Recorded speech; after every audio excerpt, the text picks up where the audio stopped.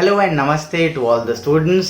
आज के सेशन को एक छोटी सी कहानी से शुरू करते हैं ताकि आप लोग गेस कर पाएं कि आज का सेशन किस टॉपिक के ऊपर बेस्ड है।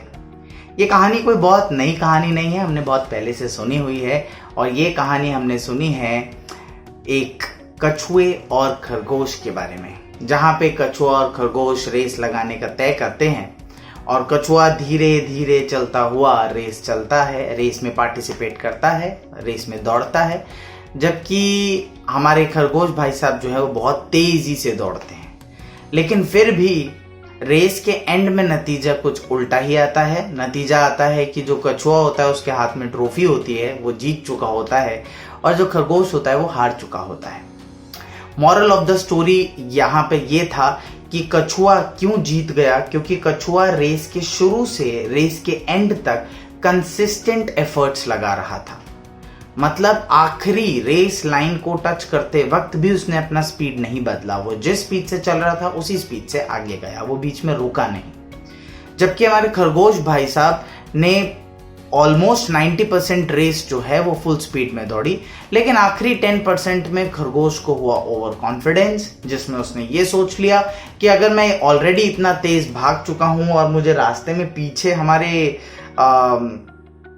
कछुआ महाशय दिख तो रहे हैं नहीं, तो ऐसे में मैं ही जीता हुआ हूं, तो मैं क्यों ना थोड़ा सा रेस्ट ले लूं और बचा हुआ 10% लैप उठने के बाद कंप्लीट कर लूंगा। लेकिन खरगोश जब अपना 10% लैप पूरा करने के लिए उठा, तब तक उसे पता चलता है कि वहाँ पे हमारा कछुआ पहुँच भी गया, जीत भी गया, ट्रॉफी भी मिल गई, सब तरफ उसकी वाहवाही भी हो रही है। तो इस कहानी के मॉरल पर ही हमारा आज का टॉपिक है डिस्कशन के लिए। हमारा आज का टॉपिक है कि 10th और 12th में जो बच्चे बोर्ड एग्जाम्स के लिए अपीयर कर रहे हैं वो अपने आखिरी एक महीने में, दैट मीन्स अपने आखिरी 10% लैप के लिए कैसे प्रिपेयर करें। तो हेलो स्टूडेंट्स, मेरा नाम है राहुल चौहान। तो आज का सेशन शुरू करते हैं। आज के सेशन में हम बात करेंगे कि मई मंथ से, मई फर्स्ट वीक से 10th और 12th के बच्चों के बोर्ड एग्जाम स्टार्ट हो जाने वाले हैं। ऐसे में सिर्फ अप्रैल का एक महीना बच जाता है जिसमें हमें अपने सारे साल की मेहनत को एक बार अच्छे से रिवाइज करना है। मेरी कोशिश आपको ये समझाने की है कि इस रिवीजन को और इस 30 डेज के टाइम को किस तरीके से प्लान किया जाना चाहिए ताकि 30 डेज के कंप्लीशन पर आप 100% कॉन्फिडेंट हो जाओ कि हाँ, मेरा प्रिपरेशन अच्छे से हो चुका है और ऐसा कोई भी टॉपिक नहीं है जो मैंने रिवाइज किया ना हो या मेरा कोई टॉपिक छूट गया हो, क्योंकि सेल्फ कॉन्फिडेंस बूस्ट करेगा आपका ये आखिरी महीना। तो इसको हल्के में बिल्कुल नहीं लेना है, वीडियो को एंड तक देखना है, क्योंकि आज की वीडियो में मैंने 30 डेज के लिए एक प्रॉपर टाइम टेबल भी प्रिपेयर किया है जो मैं आपके साथ इसी वीडियो में डिस्कस करूंगा। इस टाइम टेबल को अगर आप देख लेते हैं और फॉलो करते हैं तो मैं गारंटी के साथ कह सकता हूं कि आपका प्रिपरेशन और आपका रिवीजन बहुत अच्छे से इस महीने में हो जाएगा। तो इसीलिए वीडियो को एंड तक देखिएगा। अगर वीडियो पसंद आता है तो लाइक, शेयर और सब्सक्राइब जरूर कीजिएगा। तो लेट्स स्टार्ट। पहली चीज जो मैं हर बच्चे के साथ डिस्कस करना चाहता हूं वो ये है कि 30 डेज का प्लानर मैं आगे चाहे आपको जो बताऊं, एक चीज आपको कभी नहीं भूलनी है। यही वो एक चीज है जो टॉपर्स बनाती है स्टूडेंट्स को, and that is make a checklist every day when you wake up. जब भी आप सुबह उठते हैं तो आप अपनी दिन की एक चेक लिस्ट बना लीजिए। मान लीजिए आप सुबह 7 बजे उठे तो उठने के बाद मुश्किल से 5 मिनट का टाइम आपका ये खर्च करेगी और ज्यादा टाइम आपका नहीं लेगी। आपकी एक जो रेगुलर डायरी बनी हुई है या एक रेगुलर शीट ऑफ पेपर भी आपने ले लिया और उसको आपने अपने मैग्नेट से अपने फ्रिज पे भी पेस्ट कर दिया तो भी चलेगा। कोई बहुत बड़ा काम नहीं करना है आपको एक छोटे से नोटपैड पे ये लिख लेना है कि आज के पूरे दिन में सुबह से रात तक के शेड्यूल में आपको कौन कौन से टॉपिक्स पढ़ने हैं और कितनी देर तक कितने टॉपिक को पढ़ना है। इसको बोलते हैं चेकलिस्ट। जैसे जैसे आप कोई टॉपिक फिनिश करते जाओ आप उसके ऊपर एक टिक मार्क करते जाओ ताकि आपके दिन के एंड होते होते आप ये चीज एग्जामिन कर पाओ कि आज के दिन आपने जो टारगेट सेट किए थे उसका कितना % आप कंप्लीट कर पाए हो।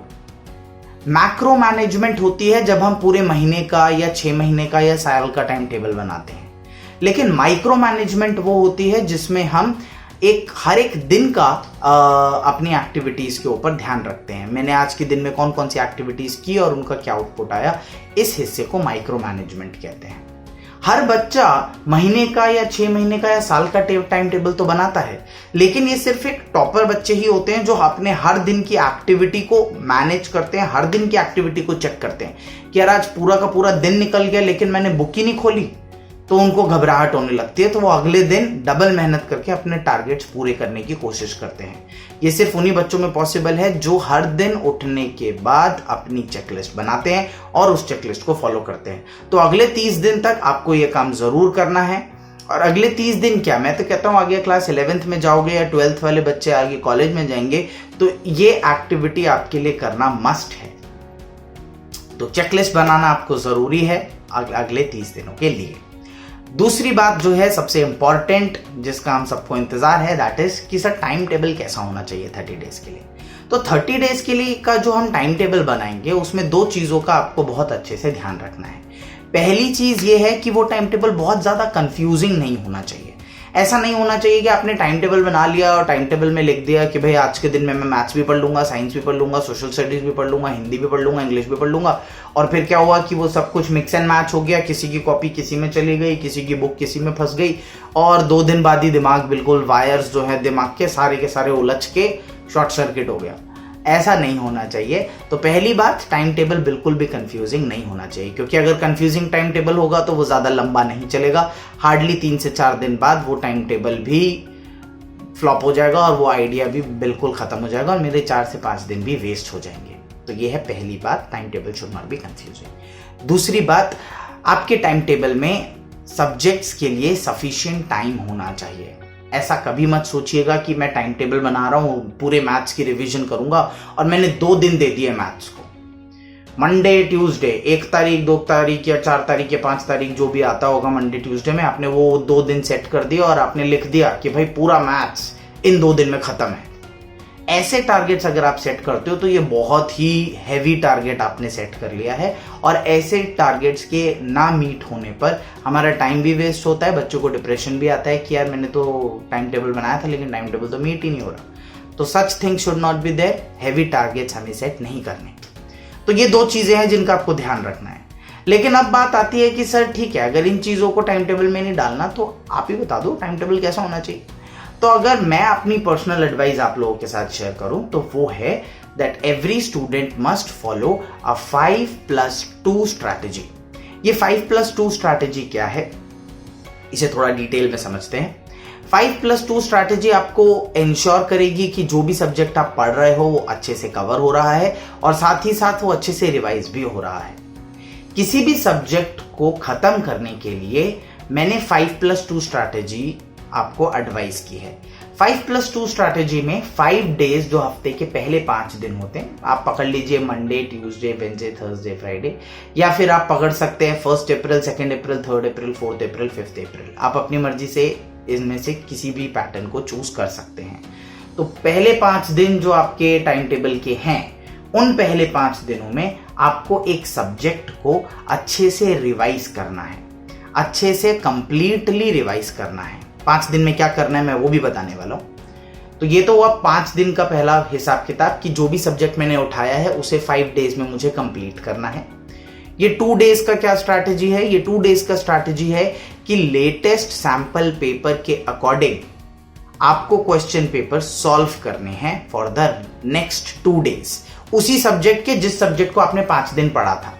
फॉर एग्जाम्पल आपने इंग्लिश पढ़ा था 5 दिन, तो अगले 2 दिन जो हफ्ते के बचे हुए 2 दिन हैं, उन 2 दिनों में आपको खत्म करना है आपके इंग्लिश के सैंपल पेपर्स।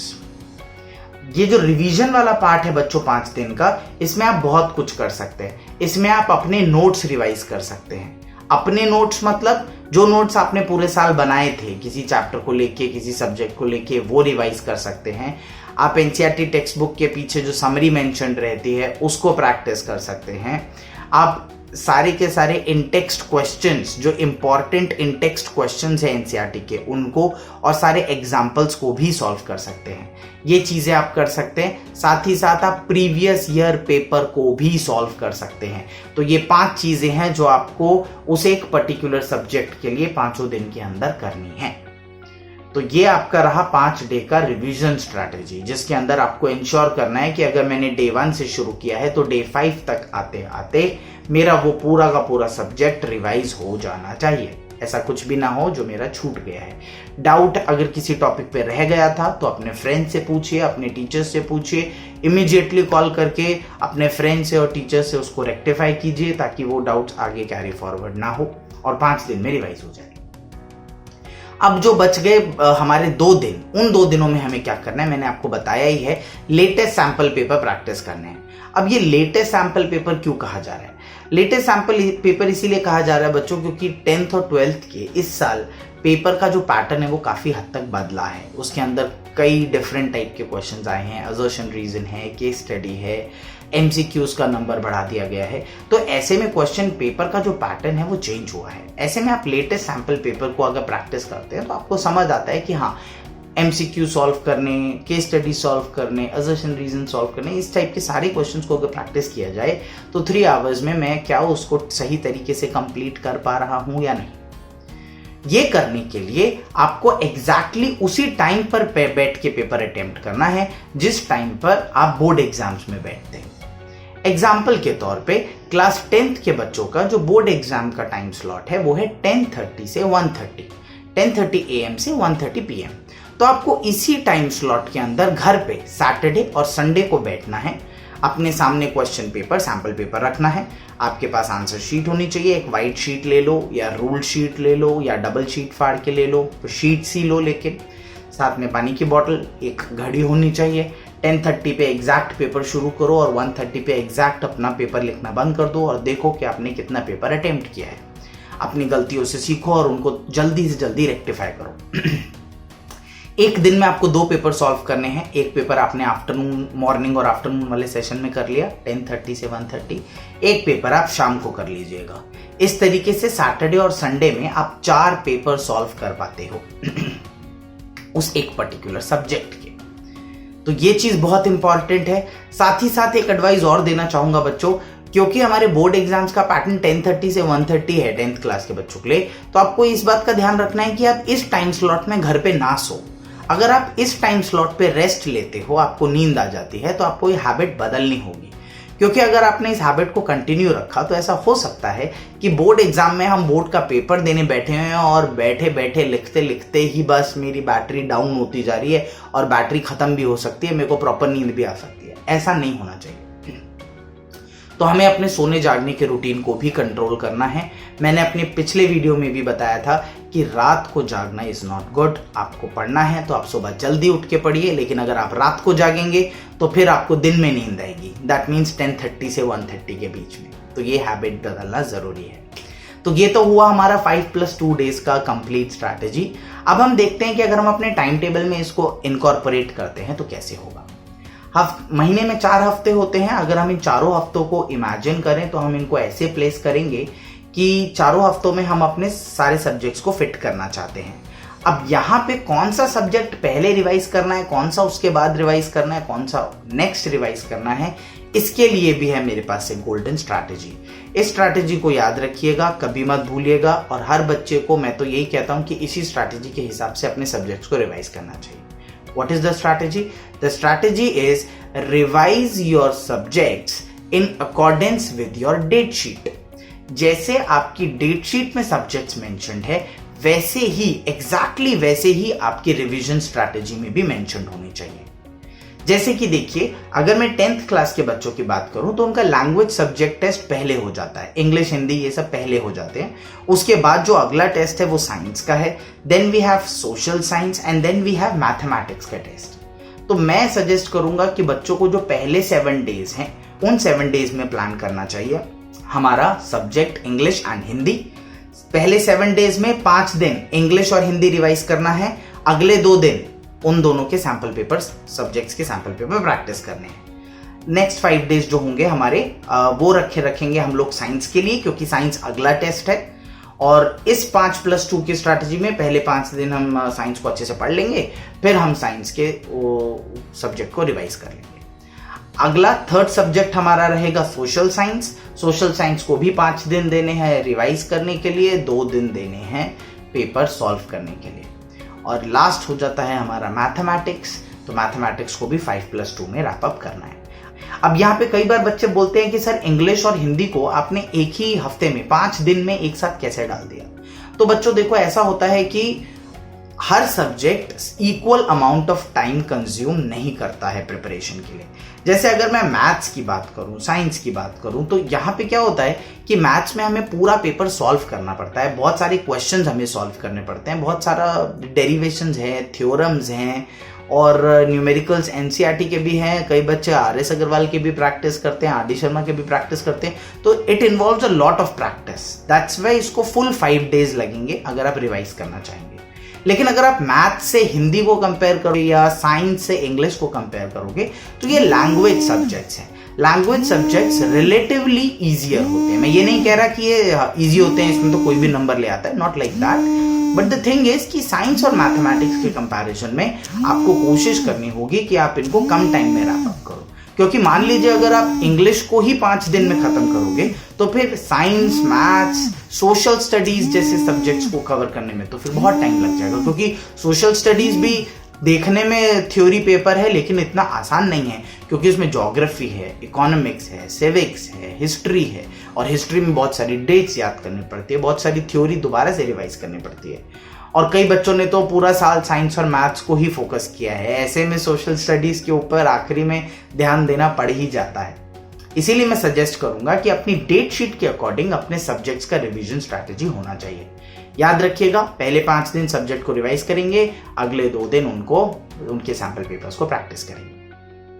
कई बच्चों के दिमाग में ये भी आता है कि राहुल सर मैथ्स महीने के बिल्कुल लास्ट में आ गया और 5 ही दिन मिले उसको। सर मेरे को तो लग रहा था कि शायद 10 दिन के अंदर मेरा मैथ्स कंप्लीट होता, तो सर मैथ्स को तो 5 ही दिन मिले, अब क्या होगा सर मैथ्स को लेके? मैथ्स को तो लेकर मैं हमेशा टेंशन में रहा हूं और आपने मैथ्स को लास्ट में डाल दिया। तो इसके लिए भी मेरे पास एक सोल्यूशन है। आपको घबराने की कोई जरूरत नहीं है। अगर आप अपनी डेट शीट को ध्यान से देखेंगे तो मैथ्स का पेपर जून के फर्स्ट वीक में है। तो जून के फर्स्ट वीक में अगर मैथ्स का पेपर है और आप अप्रैल के आखिरी वीक में अपने मैथ्स को रिवाइज करके बैठ चुके हो या 5 दिन में आपने कंप्लीट कर लिया है, तो अब आपके पास पूरा मई का मंथ है। हर एक पेपर और दूसरे पेपर में अच्छा खासा गैप दिया हुआ है। उस गैप में भी आप थोड़ा मैथ्स रिवाइज कर सकते हो, क्योंकि मैथ्स का पेपर ठीक 1 महीने बाद है। तो हम उस विंडो का, उस पूरे महीने का इस्तेमाल कर सकते हैं अपने मैथ्स और जो हमारा सेकेंड लास्ट सब्जेक्ट है सोशल स्टडीज, उसको रिवाइज करने के लिए। लेकिन इंग्लिश हिंदी को रिवाइज करने के लिए हमें ज़्यादा टाइम नहीं मिलेगा, इसीलिए हमको उसको लास्ट में रिवाइज नहीं करना है, हमें उसे पहले ही रिवाइज कर लेना है इन एडवांस, ताकि जब हमारे बोर्ड एग्जाम्स का पेपर स्टार्ट हो तो हमारे ऊपर किसी भी प्रकार का स्ट्रेस ना रहे। बच्चे टाइम टेबल बनाते वक्त यूजुअली उल्टे काम करते हैं। यूजुअली इंग्लिश हिंदी को आसान मान के बिल्कुल आखिरी तक खींच देते हैं कि चलो कोई बात नहीं, अगर 4 मई से पेपर स्टार्ट हो रहा है तो मैं 1 मई से इंग्लिश पढ़ूंगा। होता क्या है, फिर 1, 2, 3 मई तक पता चलता है कि रिवीजन तो पूरी हो नहीं पाई, लेकिन अब 4 को पेपर है। अब अगर इंग्लिश का पेपर अच्छा नहीं होगा तो इंग्लिश का पेपर खराब होने का स्ट्रेस हिंदी के पेपर पे कैरी फॉरवर्ड होता है, फिर हिंदी का स्ट्रेस अगले सब्जेक्ट पे कैरी फॉरवर्ड होता है, and so on and so fourth. ऐसा ना हो, इसीलिए मैं आपको सजेस्ट करूंगा कि अपनी डेट शीट के अकॉर्डिंग ही अपनी रिवीजन स्ट्रैटेजी को ध्यान में रखें। आई होप आप इस स्ट्रैटेजी को अच्छे से समझ गए होंगे और अपने घर पे आज से इसको प्रैक्टिस करना शुरू कर देंगे। 30 डेज बचे हैं, ज़्यादा डेज है नहीं। जो ऊपर के 4-5 दिन और एक्स्ट्रा हैं वो तो वैसे भी अगर आपका रिवीजन पहले से हो जाता है तो वो स्ट्रेस बस्टर का काम करते हैं कि ठीक है 3-4 दिन एक्स्ट्रा बचे हैं। तो आई होप बच्चों आप मेरी एडवाइस को अच्छे से फॉलो करेंगे। Wishing you all the very best for your preparations and I will see you in the next video. Thank you.